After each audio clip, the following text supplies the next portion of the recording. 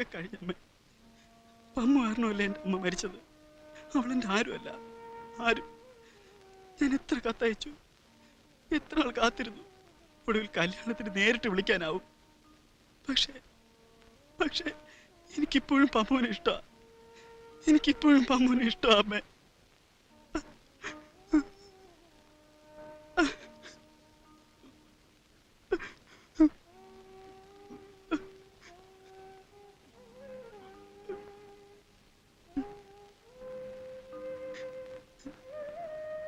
നീ പറഞ്ഞില്ലെങ്കിലും അമ്മയ്ക്കറിയാം നിന്നെ, പാർവതിയെ, നിങ്ങൾക്കിടയിൽ നിന്ന് അവളുടെ അച്ഛനെ, എന്നെ.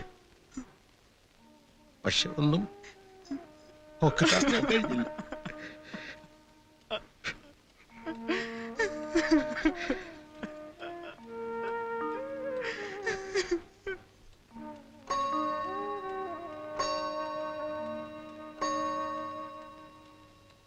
വെട്ടൊന്ന് മുറി രണ്ടെന്ന മട്ടിൽ അവരെ വേർപെടുത്താനാവില്ല. എങ്കിൽ പിന്നെ അവരായി അവരുടെ പാടായി എന്ന് കരുതി ഇടപെടാതെ. അല്ല ചേട്ടാ, അതിന് രണ്ടിനുമിടയിൽ ഒരു വഴിയുണ്ട്. ഉണ്ടെന്നേ, വളരെ ഡീസൻ്റായ സ്മൂത്തായ ഒരു വഴി. എങ്ങനെ? നമ്മൾ മനസ്സ് വെച്ചാൽ ഗ്രാജ്വലായി, വളരെ സാവധാനം അവരെ തമ്മിൽ അകറ്റാം. നടക്കില്ല നായരെ, ഇതേതാണ്ട് അസ്ഥി പിടിച്ച പ്രേമമാ.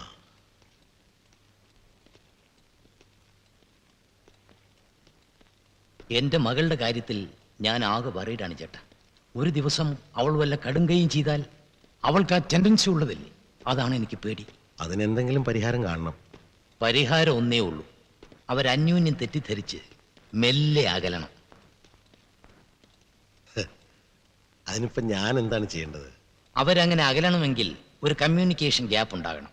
ആ ഗ്യാപ്പ് ഉണ്ടാക്കലാണ് നമ്മുടെ ചുമതല. അതെങ്ങനെ സാധിക്കാം? Very simple. അവർ പരസ്പരം അയക്കുന്ന കത്തുകൾ ഇരുവർക്കും കിട്ടരുത്. അവളുടെ കത്തുകൾ ഇവിടെ വരുമ്പോൾ ചേട്ടനും, വിവേകിന്റെ കത്തുകൾ ഞാനും കൈപ്പറ്റണം.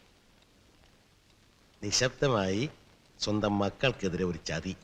അതെ ചേട്ടാ, എൻ്റെ മകൾക്ക് വേണ്ടി ആ ചതി ഞാൻ ചെയ്യും. മകന് വേണ്ടി ചേട്ടനും തയ്യാറായാൽ എന്നും വേണ്ട 3 മാസം അല്ലെങ്കിൽ 6 മാസം. അപ്പോഴേക്കും അവരന്യോന്യം അകന്നു കഴിഞ്ഞിരിക്കും.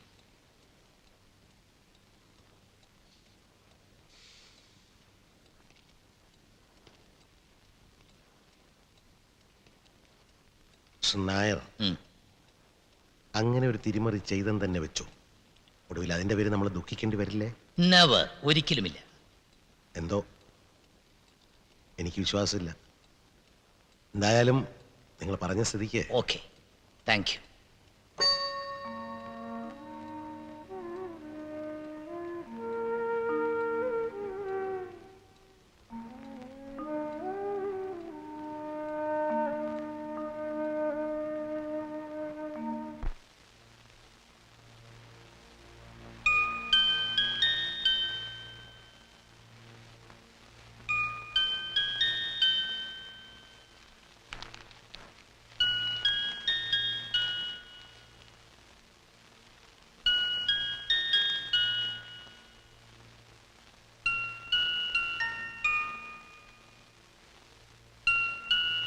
ഇതാ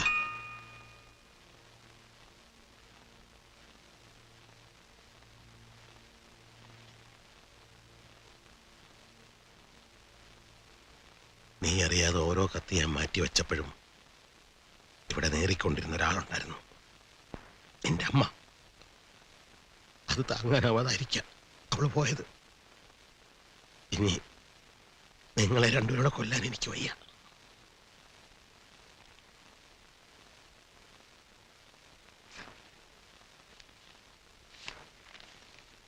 വിവേക്, ഞാൻ അറിയാതെ തന്നെ എൻ്റെ വിവാഹം തീരുമാനിച്ചു കഴിഞ്ഞു. അതിനു മുമ്പ് എനിക്ക് വിവേകിനെ കാണണം. ഞാൻ വരും, തീർച്ചയായും വരും. എന്നെ ഒരിക്കലും ഒറ്റയ്ക്കാക്കില്ലെന്ന് വിവേക് പ്രോമിസ് ചെയ്തല്ലേ?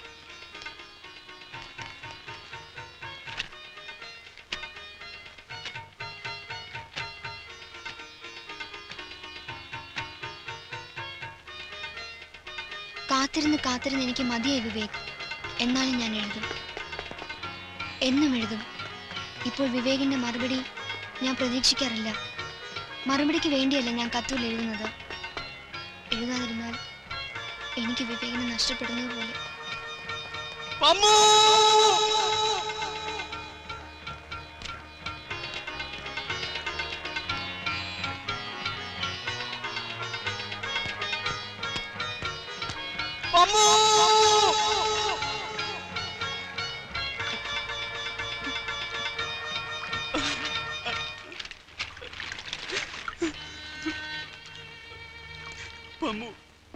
ഞാൻ അറിഞ്ഞില്ല പമ്മു. പമ്മുവിന്റെ ഒരു എഴുത്തിന് വേണ്ടി ഞാൻ എത്ര കാത്തിരുന്നെന്നറിയോ? പമ്മുവിന്റെ കത്തുകളെല്ലാം ഞാൻ ഇപ്പോഴാ കാണുന്നത്. അവരെന്തൊക്കെ ചെയ്താലും നമുക്ക് പിണങ്ങാൻ പറ്റുമോ? എന്നോട് ക്ഷമിക്കൂലേ പമ്മു? ക്ഷമിക്കൂലേ?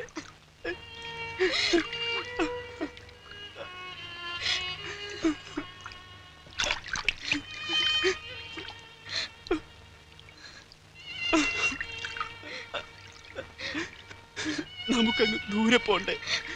മാഷ് പറഞ്ഞിടത്തേക്ക്. എല്ലാരും കാണട്ടെ, എല്ലാരും കേൾക്കട്ടെ. ഞാൻ ഒരിക്കലും പമ്മുനെ എങ്ങും വിടില്ല. ഞാൻ പ്രോമിസ് ചെയ്യാം, 100 വട്ടം. ഒരിക്കലും ഞാൻ ഒറ്റയ്ക്കാക്കില്ല പമ്മുനെ. Promise, promise. വിവേക്, എന്തിനാ വാച്ച്മാൻ സാറിനെ എനിക്കത് കണ്ടപ്പോ പമ്മു എന്നെ മറന്നു കരുതിയിട്ടല്ലേ ഞാൻ അങ്ങനെ ചെയ്തത്. പമ്മുനെ ഞാൻ ഒരിക്കലും വേദനിപ്പിക്കില്ല, ഒരിക്കലും. വിവേക്, ഈ ഒരു നിമിഷത്തിന് വേണ്ടി ഞാൻ ഇത്ര കുറച്ചെന്നറിയോ? എന്താ പമ്മു? പമ്മു എന്താ പമ്മു?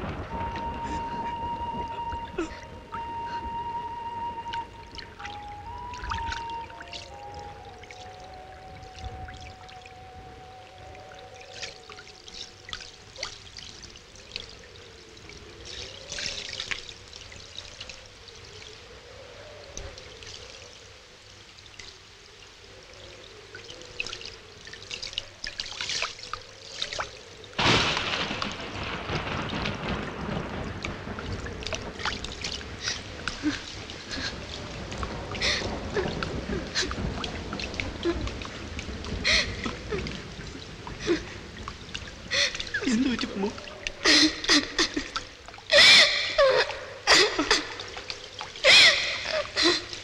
എനിക്ക് വളരെ സന്തോഷമായി വിവേക്. എന്താ?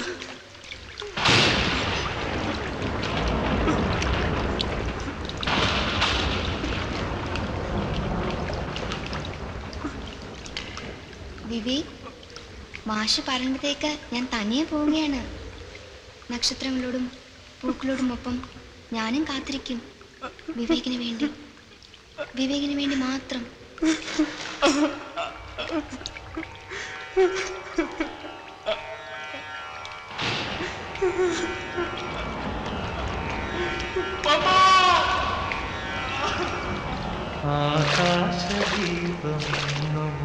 ആകാശദീപമിടമായി താരാഗണങ്ങൾ കുഞ്ഞുറങ്ങുമിടമായി മൗനരാഗമണിയും താരിളം തെന്നലേ പൊൻപരാഗമിളകും മാരിളം പൂക്കളേ ആകാശദീപമിടമായി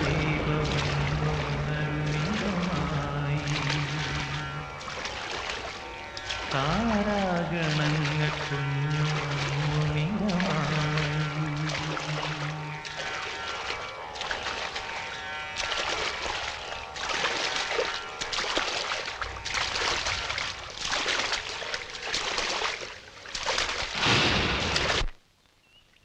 ഏയ്, ഞാൻ പാറൂന്ന് വിളിക്കട്ടെ? വേണ്ട കേട്ടോ, എന്റെ ഫ്രണ്ട്സൊക്കെ എന്നെ അങ്ങനെ വിളിക്കാറ്. എന്നാ വേണ്ട. ഞാൻ പമ്മൂന്ന് വിളിക്കട്ടെ? എന്തേ, ഇഷ്ടമായില്ലേ? ഇഷ്ടമാണെങ്കിൽ ഇഷ്ടം മാത്രം പോരെ? അതിന് പ്രത്യേകിച്ചൊരു പേര് വേണം വിവേക്. വേണ്ട പമ്മു, ഇഷ്ടം മാത്രം മതി. ഇഷ്ടം മാത്രം. പമ്മു, ഉം.